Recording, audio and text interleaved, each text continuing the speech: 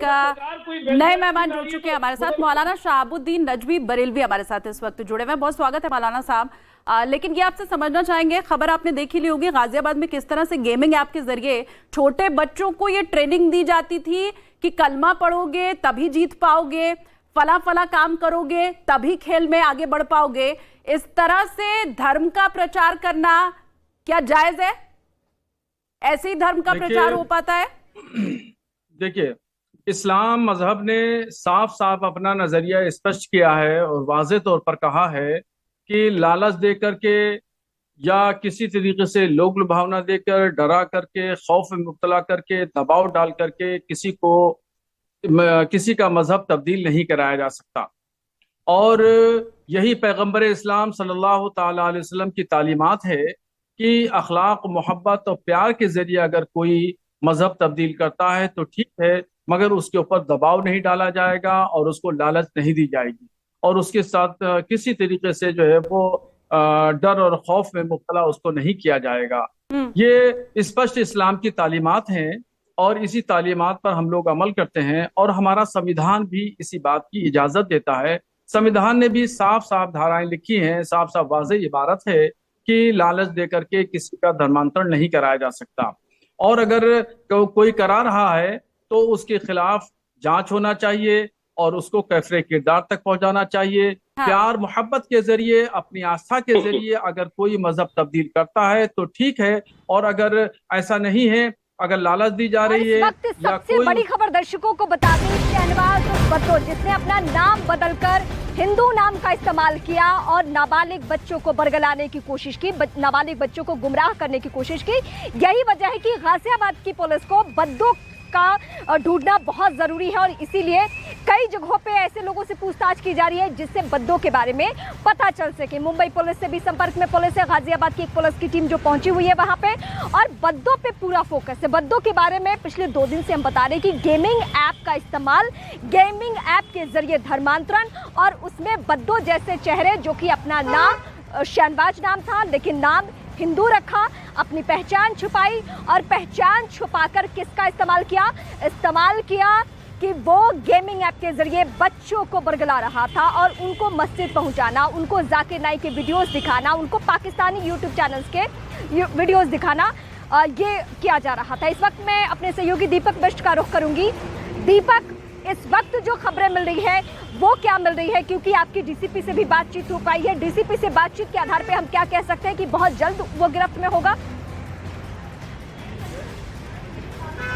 बिल्कुल, देखिए बद्दो यानी शहनवाज जहां पर भी फरार हुआ है, पुलिस उसके पीछे लगी हुई है। गाजियाबाद पुलिस का कहना है कि वो उसके रडार पर है और 100 किलोमीटर नहीं बल्कि 400 किलोमीटर के दायरे पर वो फरार हुआ था, यानी वो गोवा भी जा सकता है या उसके अलावा कहीं और भी छिपा हो सकता है। उसके अलावा जो इस पूरे नेक्सस को चला रहा था वो बद्दो ही था। बद्दो बताएगा कि और कौन कौन लोग उसके गेमिंग ऐप के जरिए इस पूरे नेटवर्क को चला रहे थे। साथ ही यूरोप में कई ईसाइयों ने धर्मांतरण किया था। उन धर्मांतरण के जो लोग थे वो सब एक इंडियन कम्युनिटी के नाम से जुड़े हुए थे फोर्टनाइट ऐप के जरिए, और उस ऐप में अब पुलिस तलाश करेगी उस कम्युनिटी को ताकि उसमें पता लगाया जा सके कि आखिर कितने इंडियन ओरिजिन के लोग थे जो इस पूरी साजिश का शिकार हुए हैं, क्योंकि ये एक छोटा मोटा ऐप नहीं बल्कि इस ऐप के जरिए एक बड़ी साजिश को अंजाम दिया जा रहा था। जबरन नाबालिगों को टारगेट करके ये पूरा यहाँ पर धर्मांतरण का खेल खेला गया था कुछ लोगों के द्वारा, जो मुंबई से लेकर दिल्ली और इसके अलावा चंडीगढ़, फरीदाबाद और साथ ही गाजियाबाद, ये सभी जगह का नेटवर्क यहाँ पर दिख रहा है। क्योंकि गाजियाबाद में जो पुलिस टीम है वो आज फरीदाबाद गई है जहां पर नाबालिग से पूछताछ की जा रही है।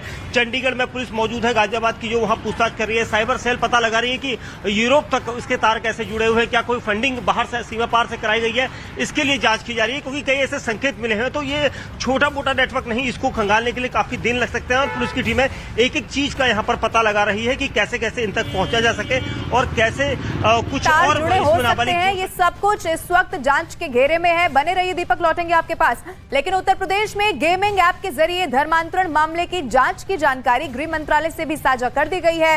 ये इस वक्त की बड़ी खबर मिल रही है। इस मामले में खुलासा होने के बाद आपको बताएं, आईबी और अन्य केंद्रीय एजेंसियों की टीम मामले की जांच कर रही है। तो बड़ी खबर इस वक्त की आपको बता रहे हैं, प्रारंभिक जानकारी के मुताबिक उत्तर प्रदेश के इस मॉड्यूल की समानता मध्य प्रदेश और देश के अन्य हिस्सों में खुलासे किए गए धर्मांतरण मॉड्यूल से भी है। केंद्रीय एजेंसियां और प्रदेश की एजेंसियां साझा तौर पर इस मामले की इस वक्त जांच पड़ताल कर रही हैं।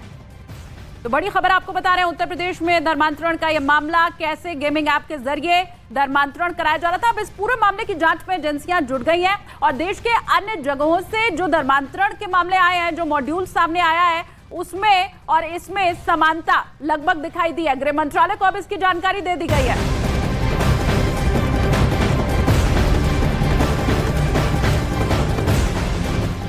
तो गेमिंग ऐप से धर्मांतरण का पाकिस्तान कनेक्शन भी अब सामने आ चुका है। बड़ी खबर आपको बता रहे हैं, नाबालिग ने पूछताछ में बड़ा पर्दाफाश किया है। नाबालिगों ने पूछताछ में ये बताया कि नाबालिग लड़कों के ब्रेन वॉश के लिए पाकिस्तान के यूट्यूब चैनल्स के वीडियोस दिखाए जाते थे। Pakistan YouTube channel youth club के वीडियोस इन बच्चों को दिखाए जाते थे ताकि नाबालिग लड़कों का ब्रेन वॉश करके उन्हें इस्लाम की तरफ मोड़ा जा सके। आपको बताएं, गाजियाबाद के डीसीपी सिटी जोन कमिश्नरेट निपुण अग्रवाल ने इस बात की जानकारी दे दी है कि यूरोप में भी कई ईसाइयों के भी इस्लाम में उन्हें धर्मांतरण करवाया गया। तो बड़ी खबर आपको बता रहे हैं, न सिर्फ भारत में, कैसे विदेशों में भी धर्मांतरण कराया गया, ईसाइयों को कैसे कन्वर्ट कराया गया, अब इस बारे में जानकारी दी गई है डीसीपी सिटी जोन कमिश्नरेट निपुण अग्रवाल की तरफ से। और हमारे साथ एक और मेहमान जुड़ चुके हैं, धर्मगुरु हैं एचएस रावत साहब, वो हमारे साथ जुड़ गए हैं। सर, बहुत स्वागत है आपका। एक बार फिर से चर्चा आज वही है कि धर्मांतरण के पहले भी बहुत तरीके हमने देखे, लेकिन बच्चों को टारगेट कैसे किया जा रहा है गेमिंग ऐप के जरिए, जहां वो गेम खेलने के मंशा से जा रहे हैं, लेकिन वो ये जानते ही नहीं है कि उनका तो धर्म परिवर्तन कराया जा रहा है और वीडियोस दिखाए जा रहे हैं जाकिर नाइक के। जी बिल्कुल ठीक कहा आपने कि ये पूरा की पूरा जो इनका एक षड्यंत्र है, ये कहीं ना कहीं पाकिस्तान, आईएसआई और बाहर से चलता है, इसमें कोई दो राय नहीं है। गजवाए हिंद यानी पूरी की पूरी अगर इनकी जो षड्यंत्र की कहानी है वो गजवाए हिंद के ऊपर बेस्ड है। अब इनको पता है कि तलवार के दम पर आप धर्म परिवर्तन नहीं करा सकते। अब तो इनको जो फंड मिलता है उस फंड को लेकर के उसका इस्तेमाल करते हैं और उसके माध्यम से कहीं ना कहीं जो दलित भाई हैं हमारे, उनको कहीं ना कहीं लालच देते हैं।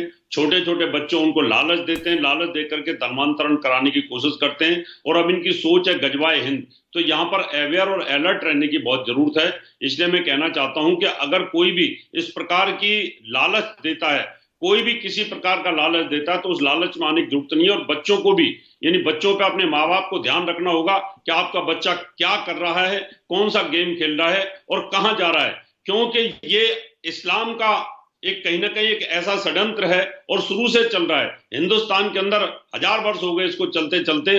पहले तलवार के दम पे चलता था, अब भिन्न भिन्न नए नए तरीके ईजाद किए जा रहे हैं। इससे बहुत अलर्ट रहने की आवश्यकता है।